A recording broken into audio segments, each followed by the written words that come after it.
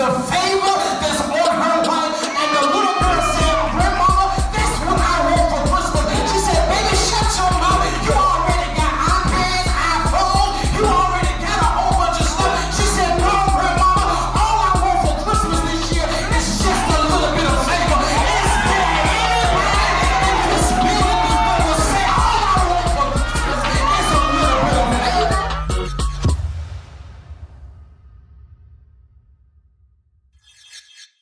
And I thank God for each and every one of you that's here this morning. We give God praise for your presence. We thank God for every single young person here on today. Come on, son. Can we give God some praise? Come on, can we give God some praise like for real, for real? And they did such a phenomenal job on today. Been going all this week's Christmas season, and been seeing a lot of stuff, seeing a lot of people. One thing about it is I in my quiet time, I was talking to my wife, and I was telling her that everybody cannot brag what I'm about to display to you today. Many people can say that they have parents, that they have aunties, people that they look up to. And I'm not just saying it because I got the mic in my hand. But many people cannot brag the claim to say that, okay, I've never seen my father do anything wrong. Is he perfect? Absolutely not. But I was having a conversation with someone else, and he was saying that my dad was on drugs. I saw him get high, I saw him do this, and I saw him do that. Just right then, I had a praise break. Because he had asked me last week, he said, why are you crying? I said, I don't know. But this Sunday, I understand why, because you're such a great example.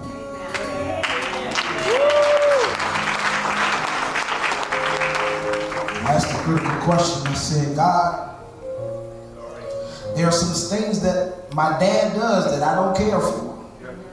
There's some stuff I do that my dad don't care for.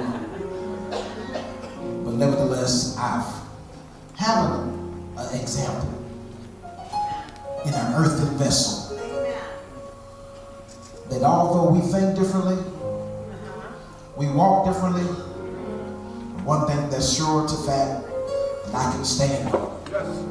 If I don't know how to do it last, I can do it like my daddy.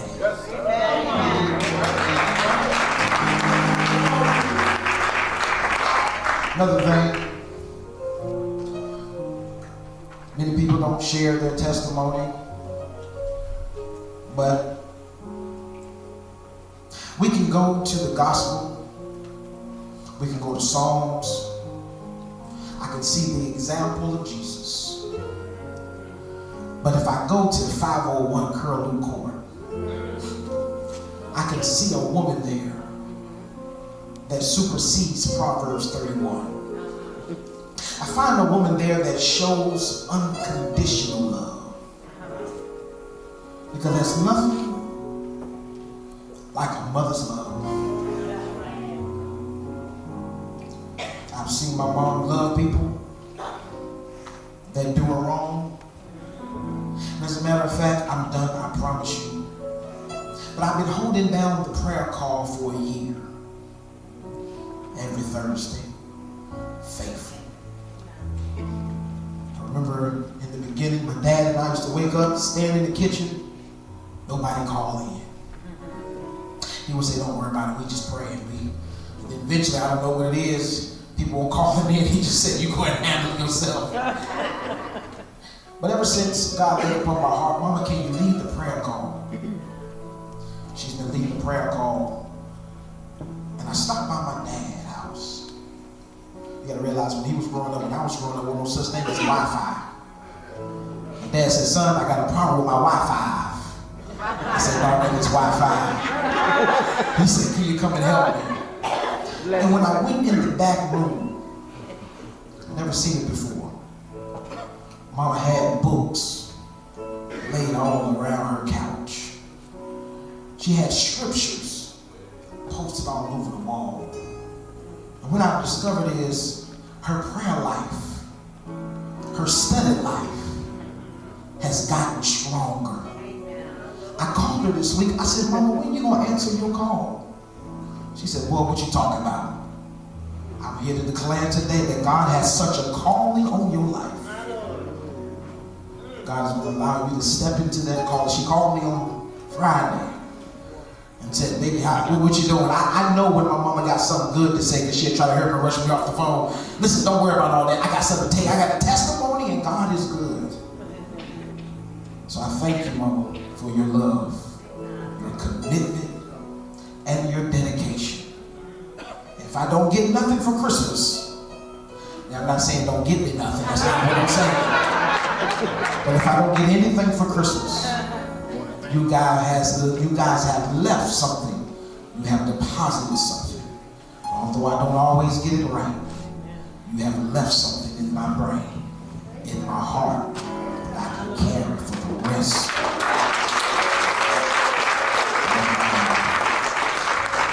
Let's bow for a word of prayer. God, we thank you for your grace. We thank you for your mercy. We thank you that your love never fails. Now, God, have your own way. And after this preaching moment is over, the only thing we want to hear you say is well done. It's in Jesus Christ's name we pray. Amen. So if you have a copy of the Word of God, if you don't have any, you can look on the screen. Luke, the first chapter, we're going to look at verse 26 through verse 31. I promise you, you can time me. The time can start ticking now. I'm going to be done in about 3 minutes. Luke, first chapter, verse 26. Matter of fact, last Ron, don't go too far, because if you go too far, you're going to lose me. Luke 1, 26 through 31. And the reason this watch from the New Living Translation says something so interesting. In the 6th month of Elizabeth's pregnancy, God sent the angel Gabriel to Nazareth, a village in Galilee, to a virgin named Mary. She was engaged to be married to a man named Joseph, a descendant of King David. Gabriel appeared to her and said, greetings, favored woman. The Lord is with you. Confused and disturbed, Mary tried to think what the angel could mean. Don't be afraid, the angel said, Mary. The angel told her, for you have found favor with God. You will conceive and give birth to a son, and you will name him Jesus. I'm going to use this as a thought for this preaching moment.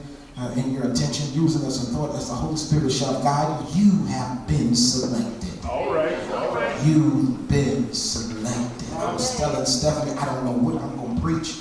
All night long, I'm troubling. And she said, go sit on the couch. God will give you a word.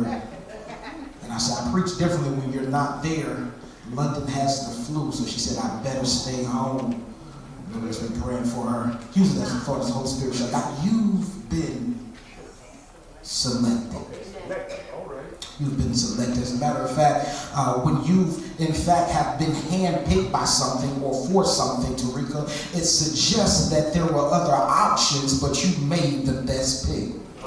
Here it is. You have so many people in your circle that can choose other people, but they instead have chose you. Most times when you have been selected, there's a reason as to why you have been looked over by so many other people. But might I suggest this to you here for your listening pleasures this morning, that sometimes we feel as if we're being overlooked by God, but what God is trying to convey to us is that you're not being overlooked. You have just been hand selected. Allow me to argue this point, if you will, that anything that's hand selected is special. And as a matter of fact, when your mama or your daddy goes to the grocery store to buy some bananas, they don't pick the bananas that's too green, and they don't pick the bananas that has too many brown spots. Why? Because if you pick the banana that's too green, there's going to be an absence of sweetness. But if you pick the banana that has too many brown areas, it's going to be too mushy. I see y'all looking at me sideways as if you don't know what I'm talking about. But there's some young folks that's in your school right now that laugh at stuff that you don't find funny. You have some young people in your school now that does things that you're looking at sideways like, why y'all acting like that? You don't have any home training. Your mama and your daddy didn't teach you better. Can I share something with you? You may see some peers in your school that do things contrary to what you have been taught at home. I just got to share with you. God sent me here to tell all my young people this morning, you have been hand selected. The Bible declares to us that we are peculiar people. Can you look at your neighbor and say, neighbor, you have been hand selected. I remember a young boy, he was my good friend, and he was adopted. He was adopted, and the brothers that were not adopted, he looked at him and used to joke him all the time. And he said, that's why you had to be in the foster care. And your mama and your daddy forgot all about you. So he went to his foster mama and his foster daddy. My mama used to do foster care. And he went to the foster mama and foster daddy. He said, he joking me, talking about that I was in foster care. She said, baby, he just mad. He said, why he mad? You his real mama and daddy. You just picked me up from the litter at the foster group. Y'all not talking back to me. She said, baby, don't you worry, because he had no choice but to be here. But you were hand selected. Is there anybody in this building today that was saying, I'm so glad that no matter what I go through, God's hand is still on me? Look at your neighbor behind you and say, baby, I may not make all A's in school. I may be on the C honor roll. I may be on the D honor roll. But God has hand selected me. Okay, watch this. We're doing Christmas shopping all backwards now. Well, I gotta share with you. We knew about Christmas last year. Okay, y'all not talking back to me. Okay, I'm still in line right now. I'm trying to buy some stuff, and let me give a disclaimer. I try to buy stuff for my mama, so I call in advance. Mama, what do you want? Because my mama is good at getting gifts and go ahead and read. Okay, y'all not talking back to me. She'll rewrap that thing and give it back to us. So here it is. Christmas, it comes around December 25th every year. So it comes around every year, and here it is. All the kids, they said, listen, I want this under the tree. I want this and that under the tree. I was wrapping a gift, and Lily came to me. She said, Daddy, Santa Claus will be mad at you. I said, why do you say that? Because you're doing his job. I said, okay, well, he just needs a little help this year coming around for Christmas time. So here it is. Christmas time coming around the same year, and I was in the store this particular day. Dr. Scott, I'm almost done, last, I promise you. Here it is, I'm in the store, and there was a line wrapped around the counter. I tried to stay youth pastor. I tried to stay like a preacher, all in my own right. I tried. But folks just do some disrespectful, nasty stuff. Okay, you just like me, huh? Okay. Yeah, folks do some nasty, disrespectful stuff around about this time. So here it is, we're in line, and all I had was one little item that I had to purchase, so I'm holding it up, hoping that another cashier would come to another cash register and open it up for your boy. But that's not what she did. Here it is, but this lady came, and she came and opened up the cash register. I'm going somewhere with this one. She opened up the cash register, and what happened? We all just hurry up and ran in line so that we can be the next in line. The lady stood bold, the cashier. She said, no, I need you and you to get your narrow hips back. I said, hold on, who you talking to like that?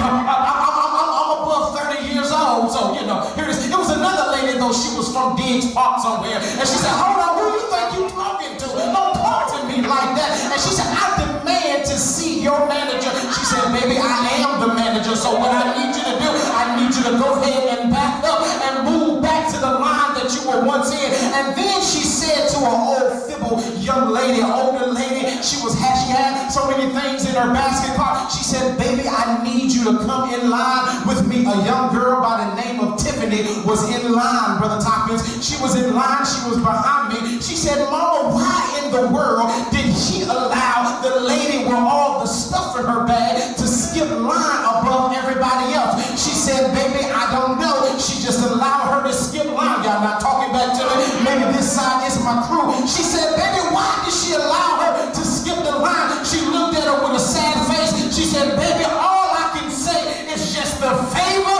that's on her life. And the little girl said, Grandmama, that's what I want for Christmas. She said, baby, shut your mouth. You already got iPads, iPhones. You already got a whole bunch of stuff. She said, no, Grandmama, all I want for Christmas this year is just a little bit of favor. Is there anybody in this building that will say, all I want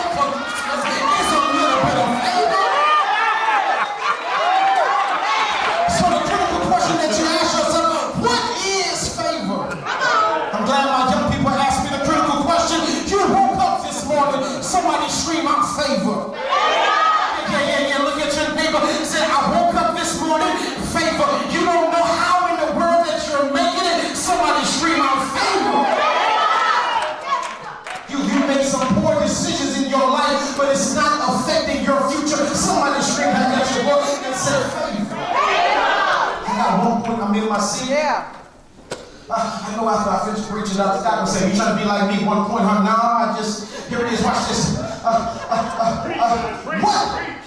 What's one way you know that the favor of God is on your life? So here it is.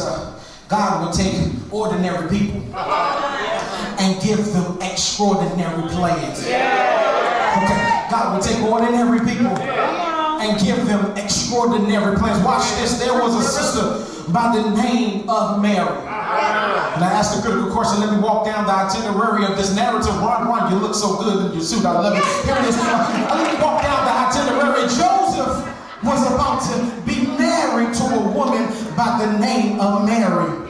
And here it is. This is what I want to share with all my young people and my young people in between and my older young people. Is that Mary was about to get married to Joseph, and the Bible declares us that they were engaged. And what's so ironic about this is that they were engaged without any stipulations. Okay, y'all didn't see me coming. Have you ever met somebody that always have to have some strings attached to some things for them to do for you in your life? I'm not going to do this unless you do this for me. I'm not going to move this unless you do this for me. But Joseph had the idea that I would get engaged to this woman to marry her without any stipulations. How do you know there was no stipulations? Because the Bible declared to us that she is a virgin. Amen. So here it is, Mary is a virgin, and here it is, she doesn't understand why in the world at the time she's being hand selected. Yeah, she's being hand selected. Let me walk down your street real fast. Let me give you a backdrop about Mary. Mary is from Nazareth. Okay, many of you don't know about Nazareth, so let me give you this. Nazareth was a ghetto. That's right. So here it is. I know I have so many people here that's in the higher echelon of living. Okay, I know some of y'all say, listen, I ride down Liberty Street every now and then, and soon I get across the railroad tracks, I make sure I lock my door. I'm talking to the ones that know about the ghetto. So here it is, Nazareth was a place that if you had to go to 7-Eleven, you didn't want to leave your car running, because when you came outside, whether the door was locked or not, your car was going to be gone. I'm talking about Nazareth. This is where Mary came from. Mary came from Nazareth. It is the place where Debo from the movie Friday lived. Okay, y'all acting as if y'all don't know what we're talking about. Okay, let me talk to the younger people. Here it is. She lived in a place called Nazareth. I lived growing up before Facebook, before Instagram, before you can tweet, before you can text, even before there was a cell phone. I lived in the era when I did not have the luxury of calling my friends when I got home to find out where everybody was. How did you find out where everybody was? All you had to do was scour the neighborhood and find out which house had all the bikes in the yard. And y'all not talking back to me. That's how we found out where all of our friends was. Now let me share something with you that may admonish you, that may surprise you. As I was growing up, my friends knew better than to lay their bikes in my yard. Okay, y'all looking at me sideways. You don't know what I'm talking about. Brother Roger just said it. Pastor didn't play that. Pastor didn't play that. You better not leave your bike in Pastor Scott's yard. But here it is, back in my day, like I told you, before Instagram, before Facebook, we found out that where our friends was, we will find out that where all the bikes was, and that's where Mary was from. Mary was from a place where wherever you found where your friends were at, you will find all the bikes in the neighborhood. But the damaging part about Mary's neighborhood, if you left your bike unattended outside, somebody will take it. What are you trying to say? All I'm trying to say is God will take those from the gutter and make them a blessing to the world. Y'all not talking back to me. Is there anybody up in here that can say, my mama can't afford the Jordans, they give me Payless shoes, but can I drop something in your spirit? If you keep on walking and Payless soon enough, God will upgrade you to 9 West. And when God upgrades you to 9 West, soon God will upgrade you to a little bit of Gucci. So here it is. I'm done, I promise you. It's 54. My wife is pregnant.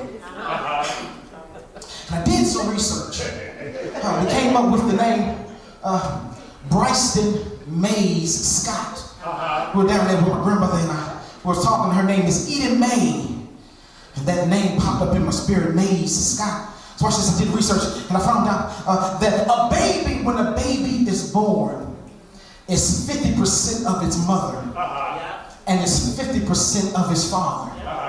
But I asked the critical question, why in the world did God use Mary? Why did he go to Jerusalem where they had the highfalutin, the bad and the bougie folks? And why did you go to a place that was more prevalent for money? This is what God shared with me. God said that I had to use somebody from the gutter. Why? Because I wanted somebody from the gutter, because I wanted to use somebody that everybody overlooks. And when I use somebody that's overlooked, God will give you 2 tears. And the tear that Mary sent in, she still in the overlooks tear. And God said, I already got the top tier covered. So what happened is, I'm using somebody from the gutter so I can have a connection from the gutter to glory, and from glory back to the. Is there anybody in this building that will suggest to your neighbor and say, neighbor, I may be from the gutter, but God's hand is still on my life?